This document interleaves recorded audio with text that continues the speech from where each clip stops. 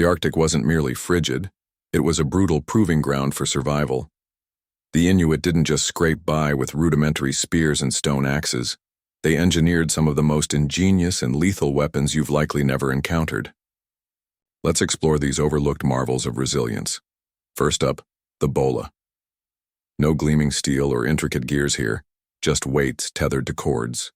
Yet this unassuming tool could topple beasts and foes far bigger than its wielder. The bola's magic lay in a clever dance of physics and precision. Inuit hunters would whirl the weighted cords overhead, gathering momentum, then release them, toward their mark. As it sailed, the weights fanned out, and upon striking a sprinting caribou, the cords would ensnare its legs, tripping it into a heap. Picture tossing a tangle of string at a cat. Only this string bites back. What set the bola apart was its reach. Unlike most ancient weapons demanding close quarters, a deft thrower could down prey from 50 feet away, a lifesaver when facing a beast that could crush you with one blow. Evidence from old hunting sites hints some Inuit nailed targets even farther in clear conditions. Mastery wasn't just in the toss, though. Timing was everything. Launch too soon and your quarry spots it. Too late, and it's gone. A miss wasn't just a blunder. It was hunger's calling card. Bolas varied by target. Hefty ones with 2 or 3 weights tackled caribou, while lighter, multi-weighted versions snagged birds. One stunning find from northern Alaska with 5 weights was crafted for airborne ducks. Imagine roping a darting sky target with what's essentially a flying lasso. In combat, the bola turned chilling. A tangled warrior, no matter how mighty, flopped helplessly like a trout on a slab. Tales whisper of fighters so skilled they could bind an arm or throttle a neck mid-brawl. Durable, too. A single bola could serve for a decade. Its wear proving its worth in a land where resources were scarce and reliable tools were gold. While the bola kept threats at bay, close-up scraps were inevitable. Tourists snag ulu knives in Alaska as trinkets, oblivious that they're grasping a 4,000-year-old terror. The ulu's half-moon blade and top handle seemed tame, perfect for slicing meat or hides. But that homely look was its edge in a fight. Forged first from slate, copper, or honed bone before trade brought metal, its curved shape maximized cutting power, outdoing straight blades. Women wielded it daily, skinning, sewing. But in battle, it morphed into a silent killer foes never expected. Think of it as the original switchblade. No gimmicks, just one devastating function. Its arc excelled at slashing, needing no pinpoint jabs, while the grip unleashed brutal chops.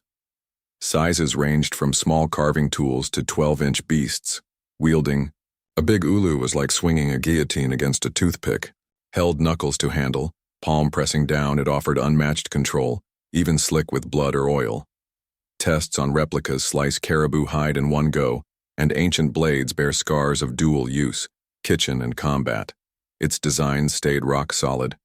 For millennia, no need for a reboot when perfection's already nailed. Where the ulu slashed, the kakivak stabbed, 3 times at once. This triple-pronged spear was a hunter's dream and a foe's nightmare. A sturdy central tine of bone or antler led, flanked by flexible side prongs, often caribou ribs, that flexed under force but sprang back, barbed with hooks to lock in prey. It was the Arctic's "why hit once when you can hit thrice" answer. For fishing, it ruled ice holes. A downward thrust tripled the odds of a catch, the barbs ensuring no escape, like a lodge you enter but never leave. Short ones, 3 to 4 feet, fished tight spots. Longer, 6-foot versions probed deeper waters safely. Its versatility shone in fights.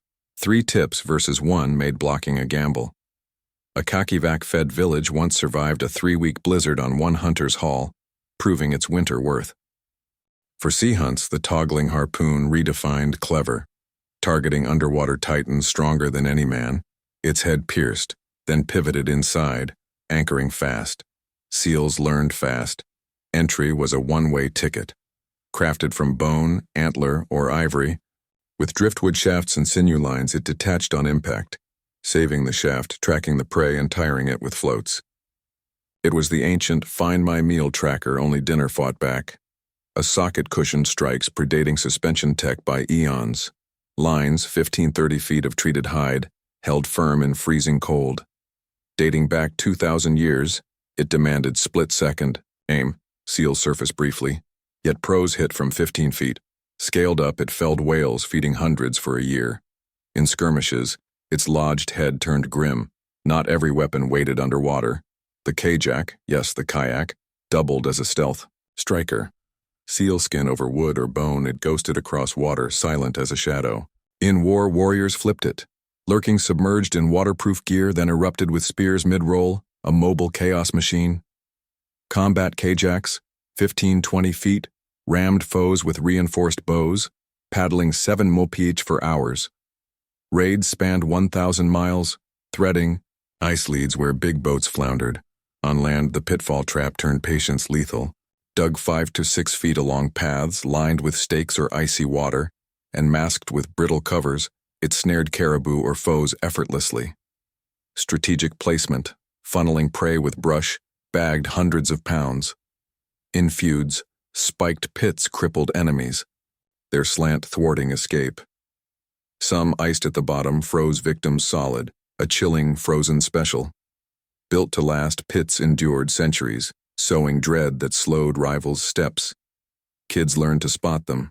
Survival demanded it. The Inuit didn't just endure the Arctic's bite. They outsmarted it, forging tools from necessity and brilliance.